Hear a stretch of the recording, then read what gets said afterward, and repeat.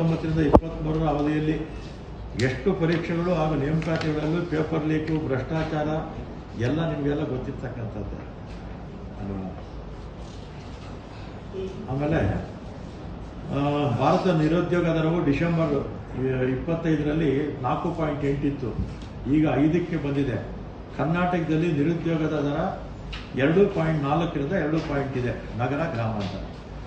ಅಂದರೆ ದೇಶದಲ್ಲಿರ್ತಕ್ಕಂಥ ಬೇರೆ ರಾಜ್ಯಗಳಿಗೆ ಕೇಂದ್ರ ಸರ್ಕಾರಕ್ಕೆ ಹೋಲಿಕೆ ಮಾಡಿದ್ರೆ ನಮ್ಮಲ್ಲಿ ನಿರುದ್ಯೋಗ ಪ್ರಮಾಣ ಕಡಿಮೆ ಇದೆ. ಕಾರಣ ಏನಂದರೆ ಹಿಂದೆ ನಮ್ಮ 13ರಿಂದ 18 ಮತ್ತು ನಾವು ಈಗ ಮಾಡಿರ್ತಕ್ಕಂಥ ರಿಕ್ರೂಟ್ಮೆಂಟು.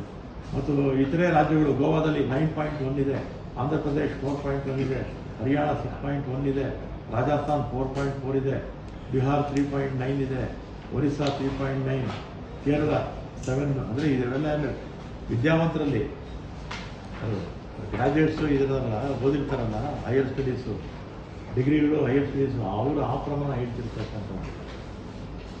ಇದು ಅಂದರೆ ಅಶೋಕ್ ಅವರಿಗೆ, ನಾರಾಯಣ ಸ್ವಾಮಿ ಅವರಿಗೆ ಮತ್ತು ಇನ್ನಿತರ BJP ಮುಖಂಡರು, ನಮ್ಮ ಯಡಿಯೂರಪ್ಪ ಅವ್ರ ಮಗ ವಿಜೇಂದ್ರ ಅವರು ಇಲ್ಲಿ ರಾಜ್ಯದ ಜನತೆಗೆ, ಯುವಕರಿಗೆ ಏನು ಉದ್ಯೋಗ ಕೊಡಬೇಕು ಅಂತ ಇವ್ರು ಹೋರಾಟ ಮಾಡ್ತಾರೆ. ನಾವು ಅದಕ್ಕೆ ಒಪ್ಕೊಳ್ತೀವಿ, ಉದ್ಯೋಗ ಕೊಡಬೇಕು, ನಾವು ಮಾಡ್ತಾ ಇದ್ದೀವಿ. ಕಾರಣಾಂತರದಿಂದ ಒಳಮೀಸಲಾತಿ ತಗಾಗಿದೆ. ನೀವು ಕೇಂದ್ರ ಸರ್ಕಾರಕ್ಕೆ ಮಾಡೋ ಧೈರ್ಯ ತೋರಿಸಿ, ಪ್ರಧಾನಮಂತ್ರಿಗಳಿಗೆ ಇದನ್ನು ಹುದ್ದೆ ಭರ್ತಿ ಮಾಡಿ, 33 ಲಕ್ಷ ಹುದ್ದೆ ಭರ್ತಿ ಮಾಡಿ ಅಂತ ಕೇಳೋ ಅಷ್ಟು ಅಧಿಕಾರಿಕೆ ಇಲ್ಲ.